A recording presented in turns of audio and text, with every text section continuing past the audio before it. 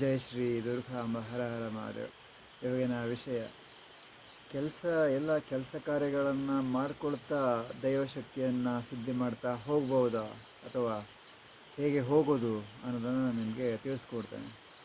ತುಂಬ ಜನ ಕಮೆಂಟ್ ಕೂಡ ಮಾಡ್ತಾಯಿದ್ರಿ, ಕೇಳ್ತಾಯಿದ್ರಿ ಕೂಡ. ಗುರುಗಳೇ, ನಾವು ಸಿದ್ಧಿ ಮಾಡ್ತಾ ಕೂತ್ಕೊಂಡ್ರೆ ಕೆಲ್ಸಕ್ಕೆ ಹೋಗೋದು ಹೇಗೆ, ಕೆಲಸ ಮಾಡೋದು ಹೇಗೆ, ನಮಗೆ ಜೀವನ ನಡೆಸೋದು ಹೇಗೆ, ನಾವು ದುಡ್ಡು ಮಾಡೋದು ಹೇಗೆ? ನಿಜ, ಇವತ್ತಿನ ದಿನ ದುಡ್ಡು ಇಲ್ಲದೆ ಏನೂ ಆಗಲ್ಲ. ಅರ್ಥ ಆಯ್ತಾ? ಎಲ್ಲದಕ್ಕೂ ದುಡ್ಡು ಬೇಕು, ಊಟ ಮಾಡೋಕ್ಕೂ ದುಡ್ಡು ಬೇಕು, ಹಣ್ಣು ತಿನ್ನೋಕ್ಕೂ ದುಡ್ಡು ಬೇಕು, ದೇವ್ರ ಭಕ್ತಿ ಮಾಡೋಕ್ಕೂ ದುಡ್ಡು ಬೇಕು. ದುಡ್ಡು ಇಲ್ಲದೆ ಇವತ್ತಿನ ದಿನ ಏನೂ ನಡೆಯಲ್ಲ. ಮೊದಲಿನ ದಿನಗಳಲ್ಲ ಇದು, ಅಲ್ವಾ? ಅದಕ್ಕೋಸ್ಕರ ನಾನು ಹೇಳೋದೇನೆಂದರೆ, ಸಿದ್ಧಿ ಅಂದರೆ ನಮ್ಮ ಹಿಂದೆ ಇರುವಂತಹ ಒಂದು ಪವರ್ಫುಲ್ ಶಕ್ತಿ. ಆ ಪವರ್ಫುಲ್ ಶಕ್ತಿಯನ್ನು ನಮ್ಮ ಮುಂದೆ ಕೂಡ ಕೆಲಸ ಮಾಡುತ್ತಾರೆ, ಅಂದರೆ ನಮ್ಮ ಜೊತೆ ಇದ್ದು ನಮ್ಮ ಮುಂದಿನ ಕೆಲಸಗಳನ್ನೆಲ್ಲ ಮಾಡಿಕೊಡುವ ಥರ ನಾವು ಆ ಜಪವನ್ನು ಮಾಡ್ತಾ ಇರತಕ್ಕದ್ದು. ಇಲ್ಲ ಅಂದರೆ ನಮಗೆ ನೆಗೆಟಿವ್ ಶಕ್ತಿ ವಶ ಮಾಡಿಕೊಡ್ತದೆ. ಅರ್ಥ ಆಯ್ತಾ? ಅದಕ್ಕೆ ನಾವು ಕೆಲಸ ಮಾಡದೇ ಇರಲಿ, ಕೂತ್ಕೊಳ್ಳಿ, ನಿಂತ್ಕೊಳ್ಳಿ, ಎಲ್ಲ ಸಮಯದಲ್ಲೂ ನಾವು ಜಪವನ್ನು ಮಾಡ್ತಾ ಇರ್ಬೋದು ಮನಸ್ಸೊಳಗೆ. ನಾವು ಜಪ ಕೈಯಿಂದ ಮಾಡೋದಲ್ಲ, ಜಪ ನಾಲಿಗೆಯಿಂದ. ಅರ್ಥ ಆಯ್ತಾ? ಈಗ ಓಂ ಶ್ರೀ ದುರ್ಗಾಯ ನಮಃ ಅಂತ ಅಂದ್ಕೊಳ್ಳಿ. ನಾವು ನಾವು ಕೂಡ ಪ್ರತಿಯೊಂದು ಕೆಲಸ ಕಾರ್ಯಗಳನ್ನು ಮಾಡಿಕೊಂಡು ಸಿದ್ಧಿ ಮಾಡ್ತಾ ಹೋಗ್ತೇವೆ. ಅರ್ಥ ಆಯ್ತಾ? ನಮಗೂ ಈಗ ನಮ್ಮದೇ ಒಂದು ಉದಾಹರಣೆ ಕೊಡ್ತೀನಿ. ನಮಗೀಗ ಎಲ್ಲ ಕೆಲಸಗಳನ್ನು ಮಾಡೋದು ಗೊತ್ತು. ನಾವು ಚಿಕ್ಕಂದಿಲ್ಲದೂ ಎಲ್ಲ ಕೆಲಸಗಳನ್ನು ಮಾಡ್ಕೊಳ್ತಾ, ದೈವಶಕ್ತಿಗಳನ್ನ ಸಿದ್ಧಿ ಮಾಡ್ಕೊಳ್ತಾ, ಒಳ್ಳೊಳ್ಳೆ ವಿಚಾರಗಳನ್ನು ತಿಳ್ಕೊಳ್ತಾ ಬಂದಿರೋದು. ಹಾಗೆ ನೀವೂ ಮಾಡ್ಕೊತ ಹೋಗ್ಬೋದು. ಈಗ ಕೆಲಸ ಮಾಡುವಾಗ ಕೂಡ ನೀವು ಮನಸ್ಸೊಳಗೆ ಜಪ ಮಾಡ್ತಾ ಇರ್ಬೋದು. ಆಮೇಲೆ ಕೆಲಸ ಅಂದರೆ ದಿನದಲ್ಲಿ ಜಾಸ್ತಿ ಸಮಯ ಏನಿರೋದಿಲ್ಲ.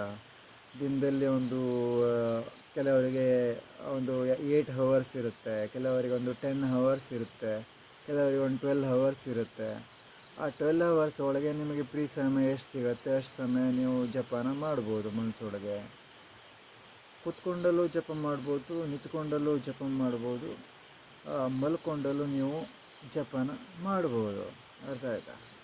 ಸಿದ್ಧಿ ಮಾಡೋದಂದರೆ ಹಾಗೆ ಹಠ ಇರಬೇಕು. ಹಠ ಇದ್ದರೆ ಮಾತ್ರ ಸಿದ್ಧಿ ಮಾಡಲಿಕ್ಕೆ ಸಾಧ್ಯ.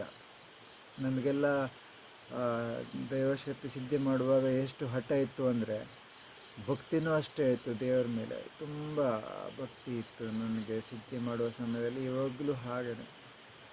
ಅದೇ ನಮಗೆ ಯಾವಾಗೂ ದೇವರ ಮೇಲೆ ನಾವು ಎಷ್ಟು ಇಷ್ಟಪಡ್ತೀವಿ, ದೇವರನ್ನು ಎಷ್ಟು ಭಕ್ತಿ ಮಾಡ್ತೀವಿ, ಅಷ್ಟು ನಮಗೆ ಅನುಗ್ರಹ ಕೊಡ್ತಾ ಹೋಗ್ತಾರೆ.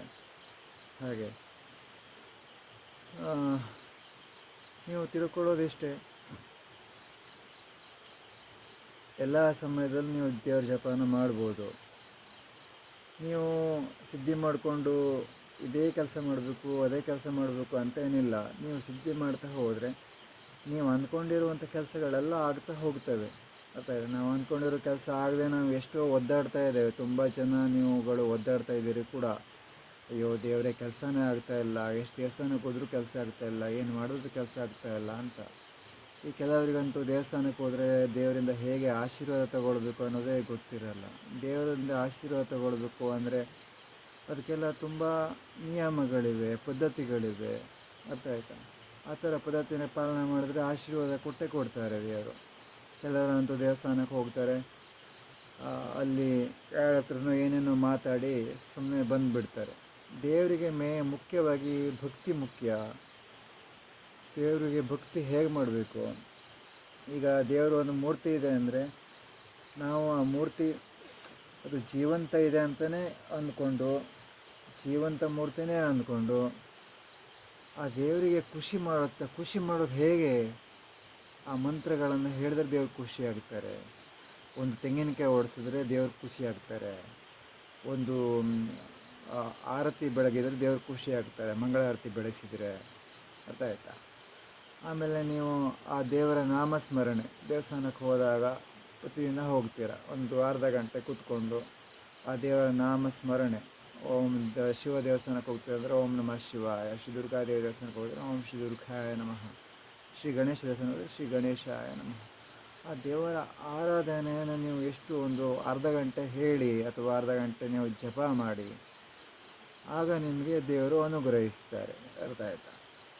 ಹೀಗೆ ಹೀಗೆ ನಾವು ಎಲ್ಲ ಕೆಲಸಗಳನ್ನು ಕೂಡ ಮಾಡ್ಕೊತ ಅನುಗ್ರಹ ಪಡ್ಕೊಳ್ತಾ ದೇವ್ರದ್ದು ಹೋಗ್ಬೋದು. ನಿಮಗೆ ಒಂದು 2 ದಿನ ಹಾಲಿಡೇ ಇದೆ ಕೆಲಸಕ್ಕೆ ಅಂದಾಗ ನೀವು ಪೂರ್ತಿ 2 ದಿನವೂ ನೀವು ಕೂತ್ಕೊಂಡು ತಪಸ್ಸಿನ ರೀತಿ ಆಚರಣೆ ಮಾಡ್ಬೋದು. ಮತ್ತು ರಾತ್ರಿ ಏನು ಜಾಸ್ತಿ ಯಾರಿಗೂ ಕೆಲಸ ಇರಲ್ಲ, ರಾತ್ರಿ ನೀವು ಬೆಳಿಗ್ಗೆ ರಾತ್ರಿ ಸಾಯಂಕಾಲ ಒಂದು 7 ಗಂಟೆಗೆ ನಿದ್ದೆ ಮಾಡಿ, ಆಮೇಲೆ ರಾತ್ರಿ 2 ಗಂಟೆಗೆ ಎದ್ದು ಸ್ನಾನ ಮಾಡಿಕೊಂಡು, ಆಗ ಕೂಡ ನೀವು ಬೆಳಿಗ್ಗೆ 6 ಗಂಟೆವರೆಗೂ ತಪಸ್ಸು ಮಾಡ್ಬೋದು. ದೇವರ ಕುರಿತು, ಶಿವ ಅವರ ಕುರಿತು ತಪಸ್ಸು ಮಾಡ್ತಿರೋ, ಅಥವಾ ದೇವಿಯವರ ಕುರಿತು ತಪಸ್ಸು ಮಾಡ್ತಿರೋ, ಶ್ರೀ ಗಣೇಶ ಅವರ ಕುರಿತು ತಪಸ್ಸು ಮಾಡ್ತಿರೋ, ನಿಮ್ಮ ಆರಾಧನಾ ದೇವರ ಕುರಿತು ತಪಸ್ಸನ್ನು ಆಚರಣೆ ಮಾಡ್ಬೋದು. ತಪಸ್ಸು ಮುಗಿದ ತಕ್ಷಣ, ಅಂದರೆ ನೀವು ಒಂದು 6 ಗಂಟೆಗೆ ತಪಸ್ಸು ಮುಗಿಸಿ ನೀವು ಎದ್ದೇಳ್ತೀರ ಅನ್ನೋ ಸಮಯದಲ್ಲಿ ನಿಮಗೆ ಯಾವ ಕೆಲಸ ಕಾರ್ಯಗಳಾಗಬೇಕು ಅಂತ ನೀವು ಮನಸ್ಸೊಳಗೆ ಹೇಳ್ಕೊಂಡ್ರೆ ಆಯಿತು, ನಿಮಗೆ ಆ ಕೆಲಸ ಕಾರ್ಯಗಳು ಆಗಿರ್ತದೆ. ಸರಿನಾ? ಇದು ದೇವರು ಕೊಡುವಂತಹ ನಮಗೆ ಆಶೀರ್ವಾದ, ಅನುಗ್ರಹ. ಅರ್ಥ. ಹೀಗೆ ನಾವು ದೇವರಿಂದ ಆಶೀರ್ವಾದ ಪಡ್ಕೊಳ್ಬೇಕು, ದೇವರಿಂದ ವರಗಳನ್ನು ಪಡ್ಕೊಳ್ಬೇಕು. ಅರ್ಥ ಆಯ್ತಾ?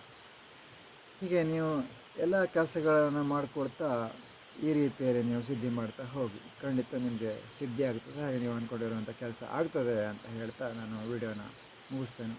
ಮತ್ತೇನಾದರೂ ಇದ್ದರೆ ಕಮೆಂಟ್ ಮಾಡಿ. ಜೈ ಶ್ರೀ ದುರ್ಗಾಂಬ, ಹರ ಹರ ಮಹಾದೇವ. ನಮಸ್ತೆ ವೀಕ್ಷಕರೇ.